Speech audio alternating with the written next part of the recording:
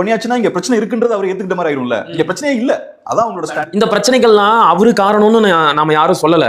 இங்க ஒரு பிரச்சனை இருக்கு, அதை நீங்க அட்ரஸ் பண்ணீங்க. ஆமா நடந்துருச்சு, தப்பு நடந்துருச்சு, நான் பாத்துக்கிறேன், நீங்க கவலைப்பட வேண்டாம் அப்படின்னு தைரியம் தான் கொடுக்க சொல்றாங்க. இதுல நீங்க நடிகர்களை மீட் பண்ணதை பத்தி சொன்னீங்க. உங்க எல்லாருக்கும் நினைவு இருக்கும், தூய்மை பணியாளர்கள் வந்து போராடிக்கிட்டு இருந்த போது முன்னாள் முதல்வர் ஸ்டாலின் அவர்கள் கூலி படம் பார்த்துட்டு இருந்தாரு.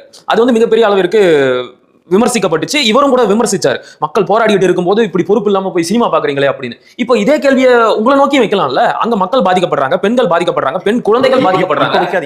6 மாசம் டைம். அந்த 6 மாசத்துக்கு இது என்னன்னா, இந்த 6 மாசம் விமர்சிக்க கூடாது, எந்த கேள்வியும் கேட்க கூடாது அப்படிங்கிறது ஒரு பெருந்தன்மை. சரி, புதுசா ஆட்சி அதிகாரத்துக்கு வந்திருக்கிறாங்க, கத்துக்கிட்டு செய்யறதுக்கு கொஞ்சம் கால அவகாசம் தேவைப்படும், அது வரைக்கும் பெருசா எதுவும் கேட்காதீங்கப்பான்னு நம்ம பெருந்தன்மையில விட்டா நம்ம பெருந்தன்மையை இழிச்சவாத்தனமா எடுத்துக்கிறது.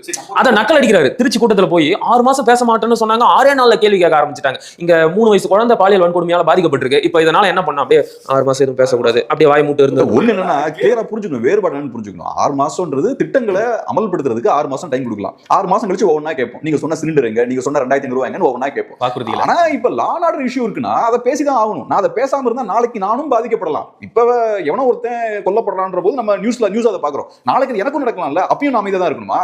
அதனால இது வந்து என்னன்னா ரெண்டையும் போட்டு குழப்ப கூடாது. இங்க இருக்கக்கூடிய பத்திரிகையாளர்களுக்கும் நிறைய பேருக்கு புரிதல் இல்ல. 6 மாசம் டைம்ன்றது எல்லாத்துக்கும் கிடையாது. 6 மாசம் டைம்ன்றது திட்டங்களை அமல்படுத்துறதுக்கு நீங்க கொஞ்சம் ஃபண்ட்ஸ் எல்லாம் மொபிலைஸ் பண்ண வேண்டியிருக்கும், பிளான் பண்ண வேண்டியிருக்கும். அதெல்லாம் செய்யறதுக்கு 6 மாசம் time. Law and order issue இருக்குன்னா மக்கள் பாதிக்கப்படுறாங்கன்னு அர்த்தம். மக்கள் பாதிக்கப்படுறாங்கன்னா பேசிதான் ஆகணும். அதை தாண்டி இப்போ 6 மாசம் நீங்க நம்ம டைம் எல்லாம் கொடுத்துட்டோம். 6 மாசம் ஆயிடுச்சு, இப்போ 7வது மாசம் தொடங்குது. விஜய் என்ன காமராஜரா மாறிடுவாரா, இல்ல ஒரு காமராஜர் போல ஒரு ஆட்சி கொடுப்பாரா, எப்படி அண்ணாவா மாறிடுவாரா, கக்கடா மாறிடுவாரா, எனக்கு புரியல. உங்களுக்கு அந்த பார்வையே இல்லன்றதுதான் குற்றச்சாட்டு. உங்களுக்கு விஷனே கிடையாது. தமிழ்நாடு எப்படி இருக்கணும், இப்ப எப்படி நடந்துகிட்டு இருக்கு, அந்த ஐடியாலஜி விஷன் எதுவுமே டிவிக்கு அரசாங்கத்துக்கும் திரு விஜய் அவர்களுக்கும் இல்லன்றதான குற்றச்சாட்டு.